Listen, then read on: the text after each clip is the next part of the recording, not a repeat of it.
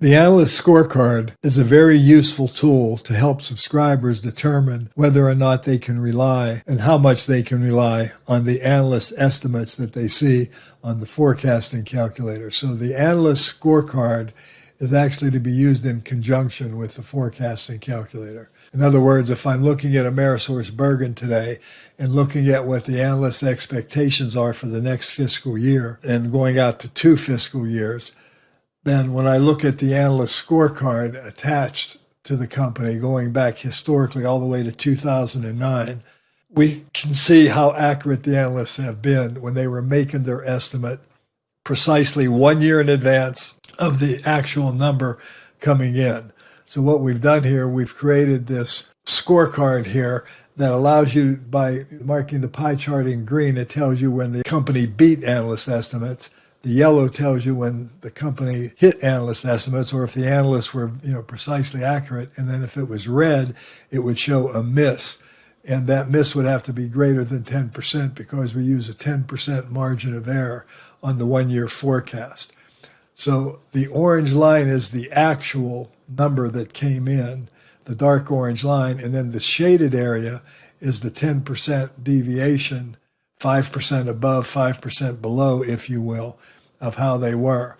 The estimate line is the actual black line, and what it's doing is it's showing you what the analysts were saying 1 year in advance, and then if it's outside of the orange shaded area, it shows that they missed the estimate.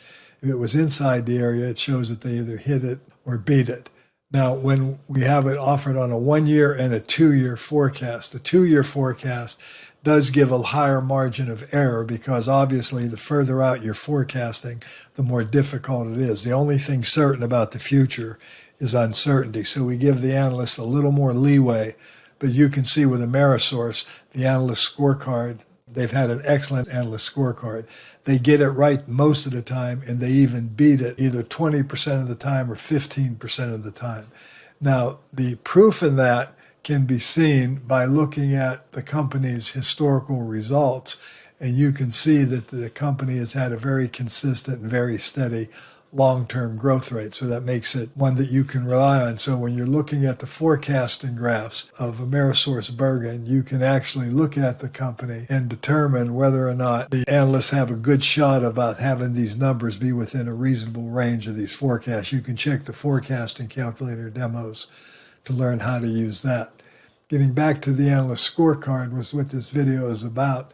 I want to point out that when you're looking at a company that's more difficult to analyze, like, for example, U.S. Steel, you can see that the analysts have been wrong about 60% of the time on the 1 year. And then when you look at the 2 year forecast, they've been wrong about 69% of the time. So if I'm looking at the forecasting calculator of U.S. Steel, and I'm looking at what the analysts are saying earnings are going to be for the next year or two, I don't necessarily have a very high opinion of that. And the same would be true if I looked at a company like General Electric, where the analysts, are giving a really strong number going forward. However, if I go back to the Analyst Scorecard on General Electric and look at the scorecard, you will see that the analysts have been wrong more than half of the time.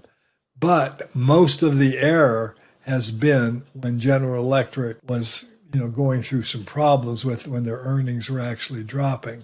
So if you look at General Electric from the standpoint of their fast graph on General Electric, the actual historical fast graph, you will see that, the company had ran into some really rough trouble here, and their earnings have been collapsing as well as their stock price.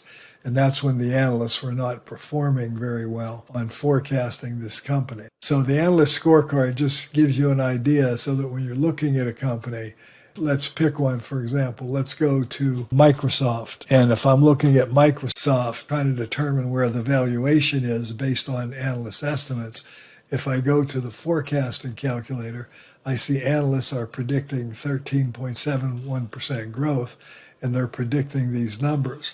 By checking out the Analyst Scorecard on Microsoft, what I can do then is determine that most of the time the analysts get Microsoft correctly. So I would have a relatively high confidence factor that I might be looking at a forecast here that's pretty correct. looking at it from a more granular point of view, even when they did have misses on the 1 year, it was, just barely outside the range. And on the 2 year, interestingly enough, their record is even a little bit better. So all the analyst scorecard's trying to do is help you determine whether or not you can rely on the estimates that analysts are offering on the forecasting calculators. Because as of those of you who know or watch the demo on the forecasting calculator, we do provide the fact that the estimates have been changing and whether they've been changing in a forward or reverse direction. And that gives you just more information to try to make a prudent and intelligent decision on. It's not perfect. Again, the only thing certain about the future is uncertainty, but the analyst scorecard can actually help you understand whether or not the estimates you might be looking at could be strongly relied on or should be ignored completely. And by the way, the dark blue line here is giving you how many analysts are in the universe. And obviously, the more analysts that are covering a company, like Microsoft has a lot of analysts, over 30 most of the time, that gives you a much higher confidence. If you're looking at a more obscure company, you might only see 1 or 2 analysts, and that would then you'd understand that it's an opinion. So this is all in conjunction with the idea that fast graphs are a tool to think with. Thanks for watching.